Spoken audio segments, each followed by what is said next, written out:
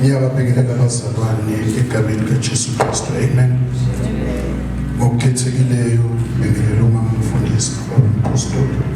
Amen. Nengceke zonke izinkosi. Hallelujah. Bingelele noma umuntu esevuka ebuthongweni. Amen.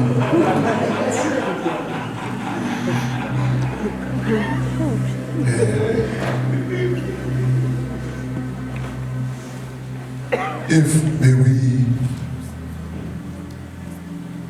we battle, Benzota was ambushed.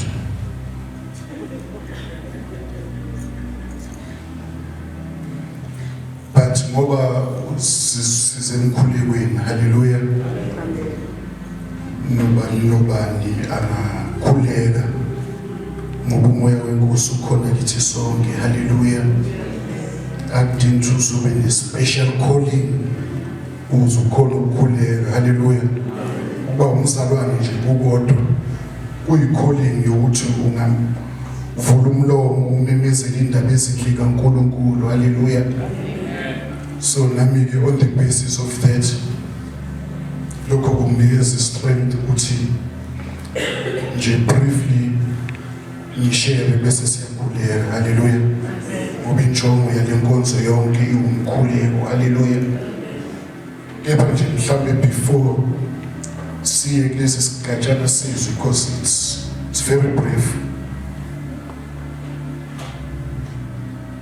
ukuthi nje kukhumbuza abazalwane ukuthi in all that is happening in our lives, around us, in our communities, hallelujah, uNkulunkulu sethembile, and he has vested so much power in us.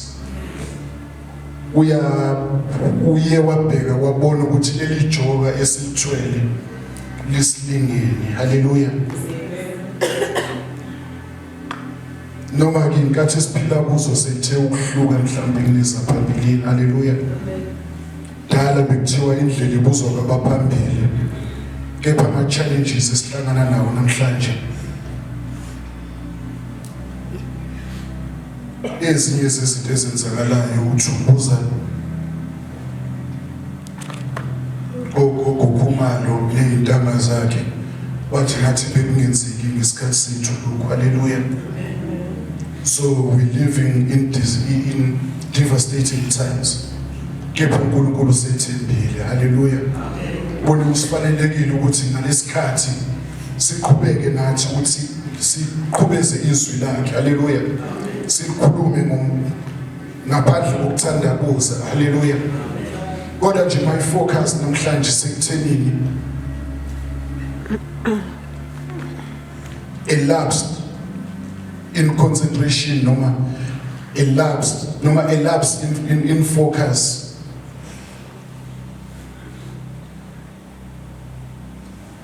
can cause us to trip, hallelujah. Ngithi noma ngisho kanjalo mhlawumbe elapse uma kuthiwa into ilapsile, into that has temporarily expired, hallelujah. Noma ethathe nje esusamehlo entweni ethize, hallelujah. Even ekuphileni you were focused the whole time, hallelujah. That moment ususamehlo wakho kuleyo nto leyo, you lose that fully focus momentarily, leso sikhashana, hallelujah. Kodwa sometimes it has ama repercussions amakhulu empilweni zethu, hallelujah. That lapse in focus ayenzekile mhlawumbe kunoma nobani, noma ngithi futhi yenzeka kunanoma ubani, hallelujah. Kodwa a lapse in focus ayenzeki kumuntu ongafocusile, yenza lo kade ebhekile the whole time, hallelujah. That nje bathini bathi ukulahla iside, hallelujah. Iyazi youth umbe walahla iside uyalimala, hallelujah. Nasendleleni yokukholwa kunjalo. So ngibuka la kuLuke 22 mhlawumbe masingafunda uverse 60 to 63 ngizoyiqala khona bese ngiyahlehla kancane bese ngibuka kwijeni yethu nama-challenges esibhekene nawo njengabazalwane banamhlanje. If kungabakhona umzalwane ongangisiza sibheke lapha Luke chapter 22 verses 60 to 63. Hallelujah.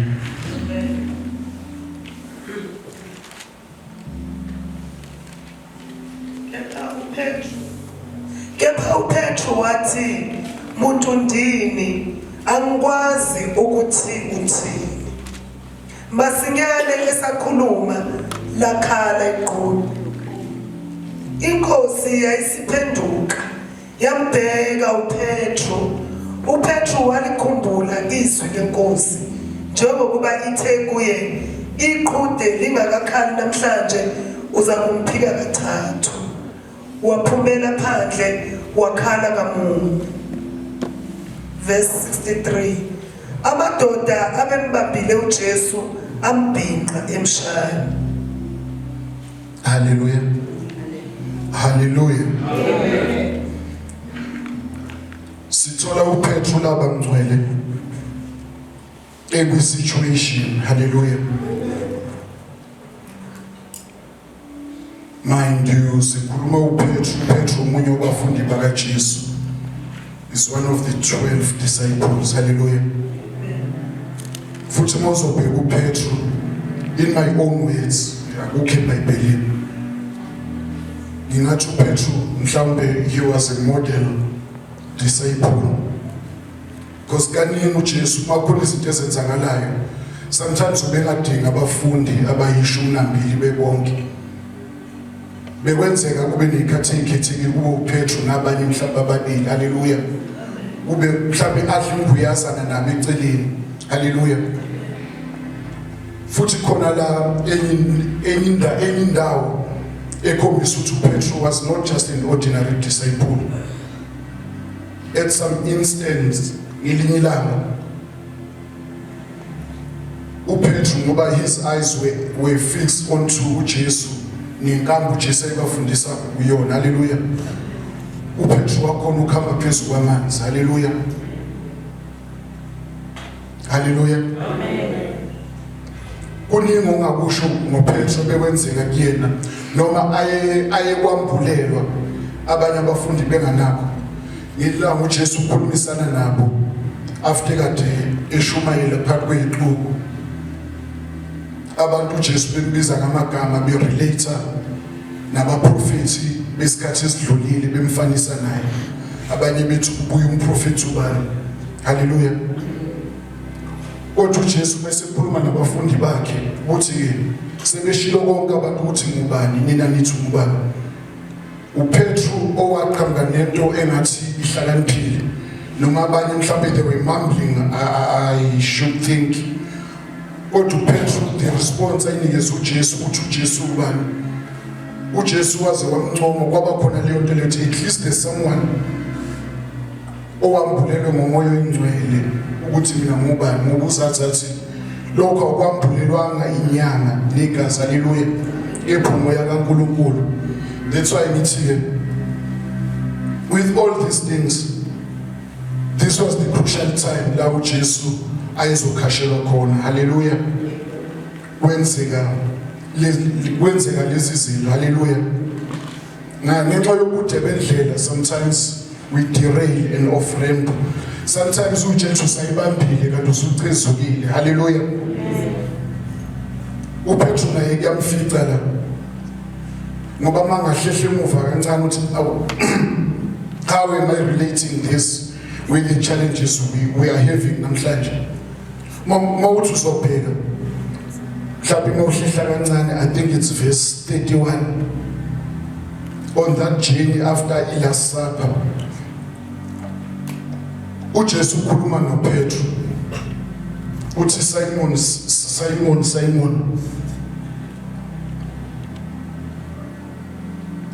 Satan has desired to have you. Hallelujah. So that he may sift you like wheat. Hallelujah. Uthi kodwa not all is lost, because I have prayed for you. Ukuthi inhloso zakhe zingaphumeleli. Hallelujah. ngicela ungifundela mambona, I think verse 31 no 32 is mhlawumbe sengisummarize kakhulu. Simoni, bheka uSathane unifunile ukuba anihlunge njengokolweni. Kepha mina ngikunxusele ukuba ukukholwa kwakho kungapheli. Wena ke nxa usuphendukile uqinise abafowenu. Hallelujah. Kaningi if uzowenzeka something uNkulunkulu usenda a signal noma a warning shot. Hallelujah. Ukuthi there is a looming challenge noma there is a looming problem. Hallelujah. If I read this passage, kungakafiki la uPetro eseba ne challenge ukuthi ayithole siku situation yokuthi aphike ukuthi wazana noJesu, aphike ukuthi is part of ikhulu kaJesu. Hallelujah. Ngoba la siqale safunda khona la sebem identify ukuthi hayi nalo ngathi I think class kunye khona bese umuntu wesithathu noma athi izinto ziyafana omunye wabo lo. Hallelujah. Tusayona hayi khuluma ngomunye hayi mina. Hallelujah. Kodwa la ku verse 31 verse 32 there was a signal. Hallelujah. When something was coming. I think mhlawumbe ngokuba in distress because of what was happening. Hallelujah. There was a lapse of focus kuPetro, probably nabanye ehamba nabo. Hallelujah. Ngoba uma beqhubeka from that situation simthola uJesu ukusho mhlawumbe almost twice mayehamba nabo seyokhuleka befika eGetsemane uyabathatha ukuthi abakhuleke makumele bakhuleke ukuthi asikhulekeni khulekani so that you don't enter into temptation. Aqhubeke uJesu akhuleke manje uyabuya fica balele. Hallelujah. Ukulala kuningi keke siyalala na in spirit siyabazalwana while we feel ukuthi we are doing all we can. Hallelujah. Ukuplease uNkulunkulu thola ukuthi we have lost in focus. Hallelujah.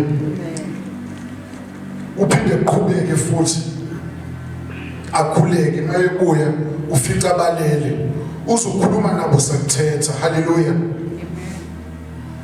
Uthi rise and pray lest you enter into temptation. Hallelujah. But they were still in slumberland. Hallelujah. What am I saying? Maybe it was not an easy call for them as well. Hallelujah. Because that was a devastating situation. Hallelujah. You see more that was overwhelming kubona ngaleso sikhathi. Kaningi ngiyafunda izinto ezinye mhlawumbe zingaba yiblasphemy ebhekiswe kubazalwane. Hallelujah. But then when ngathi ngithi ngingakwadi kakhulu ngithi sisifanele. There is a man, I think he's from somewhere in Europe. Uthi mawuthi yabheka eAfrica, you cannot travel whether it's in a village or in a township. Every 200 meters there is a church. Particularly Christians. Hallelujah. But abantu bakhona they are the poorest of the poor. Hallelujah. Africa is one of the richest continents in the world. But abantu bakhona they do not benefit from such. Hallelujah. That is the community known as our congregants. Kaningi imphakathi esiphila kuyona ikhungethwe a lot of social ills. Ingane esikoleni there is bullying, this and that. Bese siyayibuza ukuthi ke if besikhona singamaKristu are we effective now? Are we doing what we are supposed to be doing? Hallelujah. Have we not derailed? Hallelujah. Because bazalwane ngishilo aseqaleni uNkulunkulu sethembile. Hallelujah. uye ubazi ukuthi ngalezi inkathi kuzobe kwenzakalani. Hallelujah. But then the onus is on us. Hallelujah. Ukuthi are we up to the challenge now? Hallelujah. Are we really not losing the focus? Hallelujah. Because sometimes we move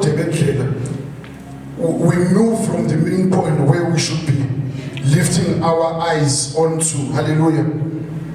Sometimes, because ziningi izinto engayenza umuntu alose focus. Sometimes we are too busy ngezinye izinto. Hallelujah. Sometimes we are ignorant. Hallelujah. There's a lot of distractions even in the house of the Lord. Sometimes we focus on petty internal squabbles. Bese sinikeza i-attention yethu yonke. In that manner, to some degree, we are responsible of what is happening around us. We may point fingers. Hallelujah. Abantu abangakholwa this, abantu abangakholwa. What are we for? Hallelujah. Are we doing justice to the one who have given us power? Hallelujah. You're to deal with such things. Hence, I'm making a contrast of these days esiphila kuona. Ngithelele uPeter mhlawumbe nabanye abafundi ababebhekene nazo ngalesi sikhathi. Hallelujah. So once again it happens. Hallelujah. Singabantu, we may derail, we may off ramp. Kodwa mhlawumbe njengoba sisemkhulekweni bengebe yini ithuba lokuthi uNkulunkulu apart from repenting, umfundisi ukhuluma ukuthi we need to repent. Sometimes we cannot repent if we do not realize ukuthi we've been displaced from where we're going. Hallelujah. It takes that realization, hallelujah, for anyone to repent. Hallelujah. So sengathi namhlanje besingakhala uNkulunkulu ukuthi uNkulunkulu womusa. Hallelujah. Realign us to your will. Hallelujah. What is your purpose? What is our purpose? Hallelujah. And what have you purposed about us? Hallelujah. Help us to fulfill ipurpose yakho ngempilo zethu. I think we can all rise.